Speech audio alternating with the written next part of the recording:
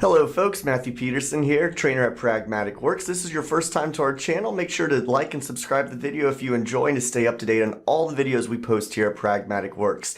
And in this video, we're continuing our episodes and series on building your first app in Microsoft Teams. And the purpose of this one is going to show you how to create pop-up screens inside of your application.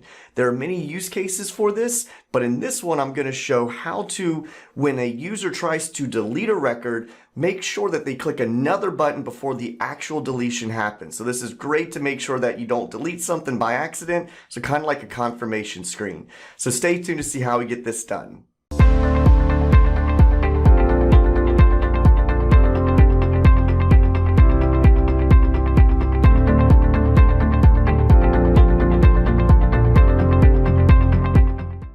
Alright, so we are back in the app that we've been building throughout this series. If you have not built this app, feel free to go back to episode 1 and build this from beginning to end. Or if you're just curious about how do I make pop-up screens in Canvas apps, then just sit back and watch and see how we get this executed.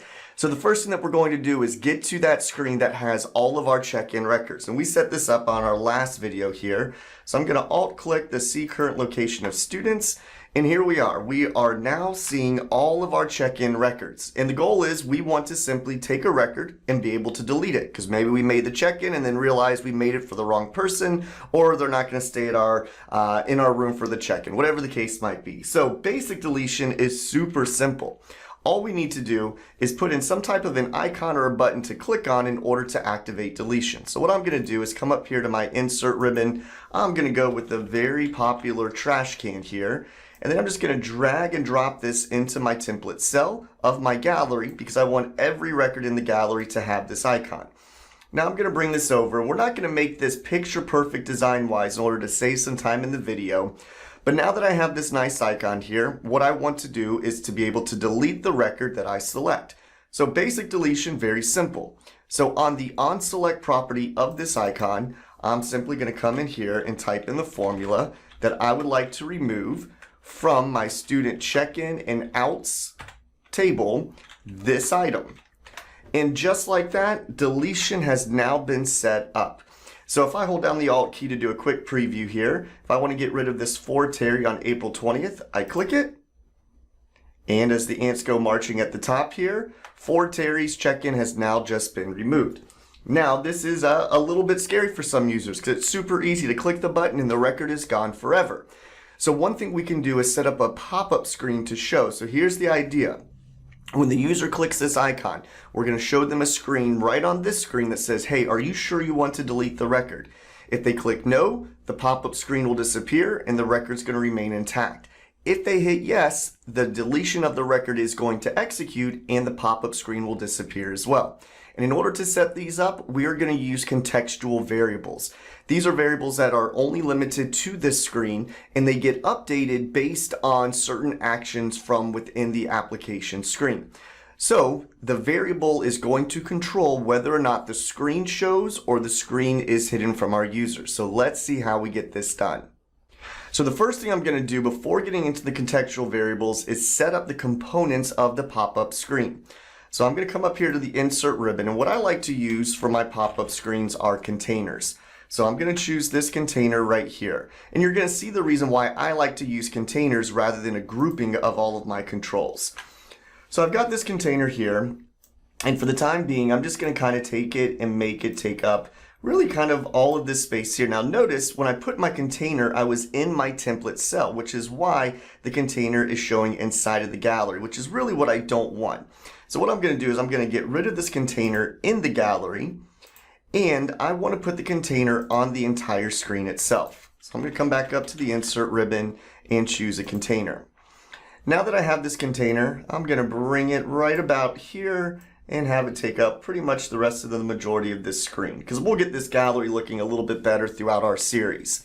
Now this is simply just called container 2, which I want to give it a different name. So I'm going to double click and call this CNT delete screen.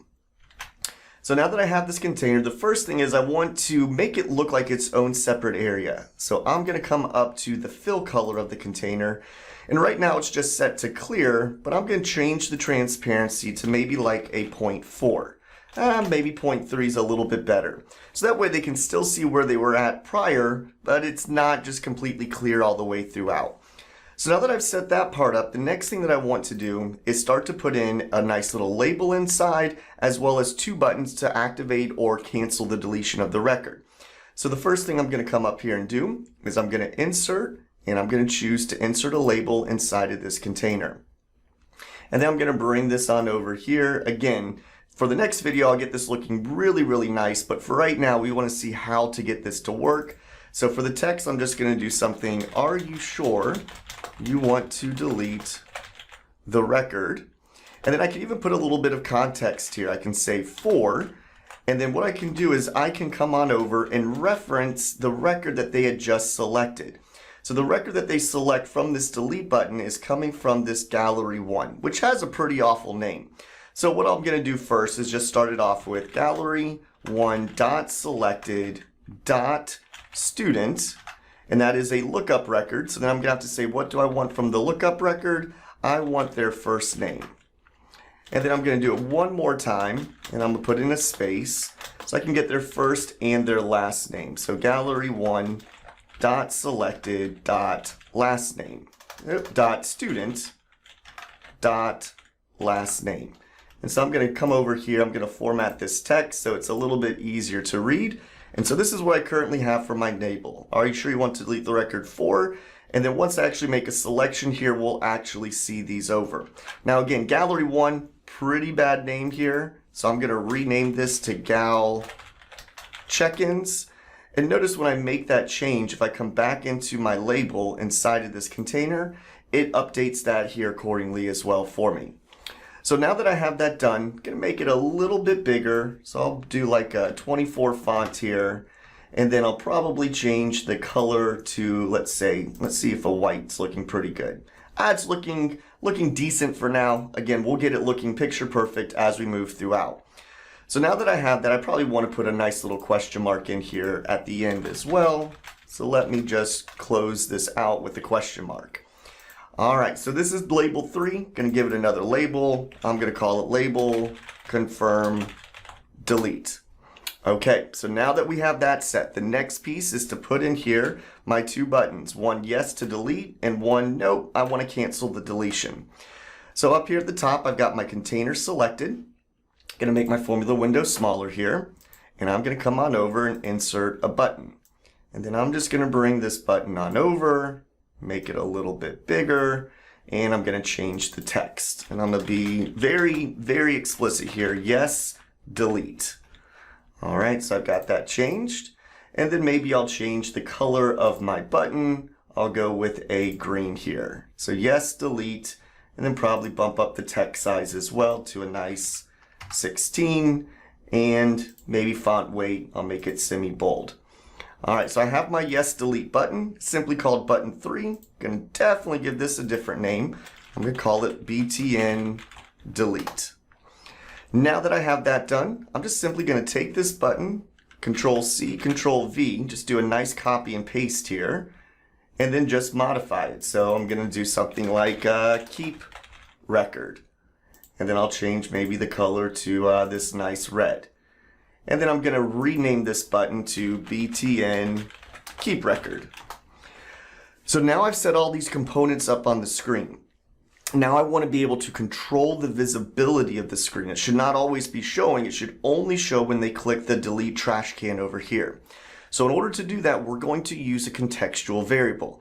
And contextual variables, those values can be updated within the screen that you declared on. So we're going to come up here to our screen. And the first thing is we need to declare this variable whenever a user gets to this screen.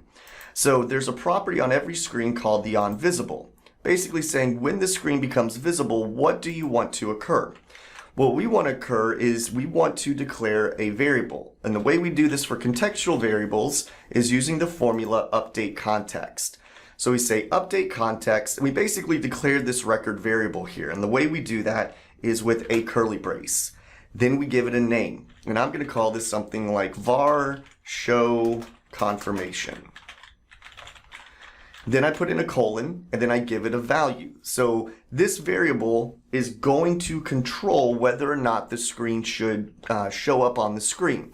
So if we think about it, when the user gets to the screen, we don't want the pop-up to show. So by default, this variable should be set to false, because the visibility is going to reference true or false, and if the visibility is false, the screen will not show. So that's the reason why we want to set this to false to begin with.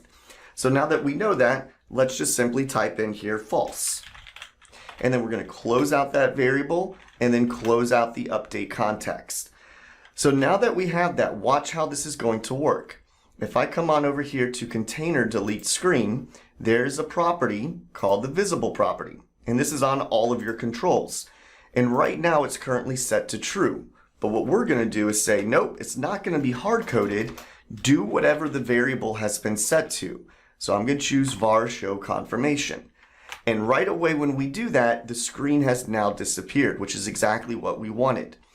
So now the next thought process is, how do we get them to see that pop-up screen? Well, it should happen when they click on their delete trash can icon. Now it's a little bit hard for me to select because I have the container as the top layer. And this is why it's always great to know about your tree view. And so I'm going to come over here to my gallery with the icon. I'm even going to give it another name. I'm going to go icon start delete. So on here, I want to get rid of this remove because I don't want it to remove anymore. All I need this to do is to update the context of our variable from false. Now set this to true so the screen shows. So I'm going to say update context, var show confirmation, and let's set that now to true. So now what should happen is if I hold down my Alt key and I click on any of my icons, the variable should be set to true, which it is, and now we see our pop-up screen. So we're getting there. Now all we have to do is worry about our yes delete button and our keep record button. Let's do the keep record button first. That's the really easy one. All we need to say is, hey, if somebody clicks on keep record, which means they want to keep the record, not delete, the pop-up screen should now just disappear. Well, that means we need to update the variable.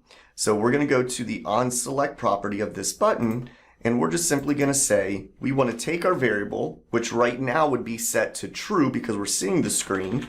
Well, we want to update the context, and we want to set it to false. And then we close this out. And now what should happen is if I hit keep record, boom, it goes away, comes back, goes away. We are getting there. So now the last thing we need to do is the yes delete button. So the yes delete button needs to do actually two different things. One, so I'm going to head over here to the onSelect. It needs to get rid of the pop-up screen and it needs to remove our record. So let's do the first part here. We're going to say that we want to remove our record. So where is this coming from? Well, it's our student check-in and check-outs. Then we have to say what record do we want to remove. Now this time we can't use this item because this button is not inside of a gallery. So we have to tell Power Apps where was the record that we were trying to remove. Well, it came from our gallery that I renamed to Gal Check-ins. So we're going to say, hey, go look at Gal Check-ins, dot, look at the selected record. And then we're going to close that off. So that should remove the selected record, but then we're not done because now after it removes the record, we also want the pop-up screen to disappear. So then once that is done, we're going to say, let's update the context again.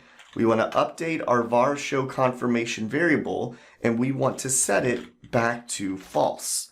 And then we're going to close this off. So now let's play it from the beginning here. So I'm going to say, nope, I do want to keep the record. Beautiful. I'll hit delete. Yes, I do want to delete this for Jack Peterson, 8:47 a.m. So I'll hit yes, delete. And that one was removed. It might be a little bit hard, so let's pick for Terry here at 8:42. So I'm going to hit delete. Do you want to delete for Terry? Yes, I do. And he is now removed. That check-in is removed. So this is one use case of using pop-up screens when you want to show something on the screen, but you only want to show it during a certain click of an action. So pop-up deletion, pretty easy to set up. And if that's all you're concerned about, thank you for watching the video. Make sure to like and subscribe, but let me show a few little other modifications I want to make here in terms of design of this gallery that we set up in one of our earlier videos.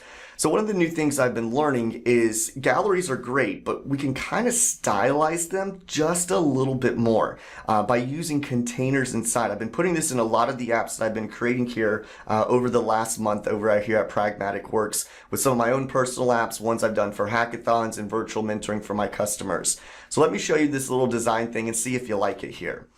So what I want to do is I want to first, I'm going to take this gallery. I'm just going to move this over for the time being. And I'm going to make a place, a staging area to put this gallery inside of. So I'm going to come up here to the insert ribbon and I'm going to put in a container. All right, and I'm going to give this container a name. I'm going to call it CNT Gal Check-ins. And then I'm going to take this container and I'm going to have it take up the majority of my screen here, just like so. All right, so now I've got this container inside. Now that I have the container, what I'm going to do is come on over to my Gal Check-ins. And I'm going to take this, and actually before I do all of that, let me make sure I save this just in case. You probably know that within Teams every once in a while it'll time out on you, so it's always a good idea to save. And I'm going to take my Gal Check-ins and I'm going to cut this gallery out. Now that I've cut it out, I'm going to put it inside of my container. So once I come on in, I'm going to 3-click the container Gal Check-ins, and I'm going to paste this to go inside of it. You might be saying, well, why are you doing this? Well, I'm going to bring this to take up the entire size of the container. Now, this is a problem because I'm hard coding the gallery width and height. And if I ever make a modification to the container, I want the gallery to also responsively change its size as well. So one way I can do that is I can come first, I'll go to the height of the gallery. And instead of it being hard-coded at 568, because maybe I make my container larger or smaller, I'm just going to say always use the height of the container. So I could reference the container control and say .height, or much quicker is I can say parent.height.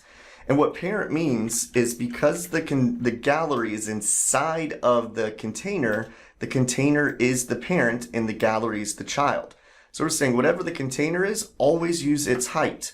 And then I'm just going to keep doing that for everything else that I want to respond accordingly. So I'm going to go to the width as well. And instead of a 1055, I'm going to say use the parent.width. So now you see it takes up the entire width of the container. And then I'm also going to do that for its X position and for its Y position. So I'm going to say parent.x.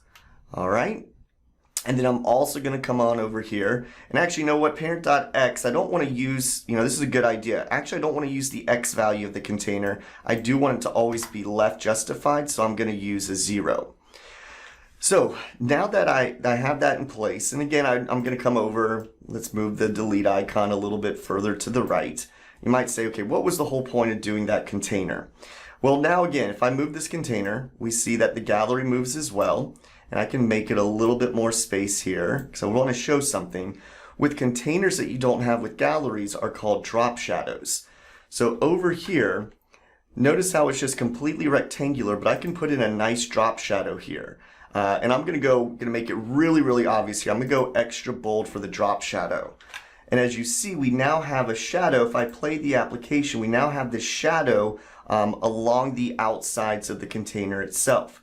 So that's looking pretty good. But another thing we can do with containers is we can put in a border and we can change the border radius. So let's say I set the border to like a nice 3 here. So now we see this border around the container, and now I can bump up that border radius and make it a little bit more softer, like a 30. So now when we play the application, now we see, and I'm just zoomed out a little bit here. Let me zoom out so it's a little bit easier to see. Now we have our gallery in a nice, I don't know, I just kind of like the feeling of that. Maybe change the color of the border, but it's just a little design idea to think about as you move forward. If you don't like galleries just being completely rectangular, put them inside of a container. You can put that nice little drop shadow effect in here. My drop shadow would be a little bit better if I wasn't on a completely gray background, but hopefully you get the idea. And again, hopefully you have enjoyed this video and you've been building this app with me in Teams. There's a lot more videos to come in this series. So again, if you liked, make sure to like, subscribe to the channel, stay up to date on all of the content that we provide. And if you're liking it, I will see you in the next one.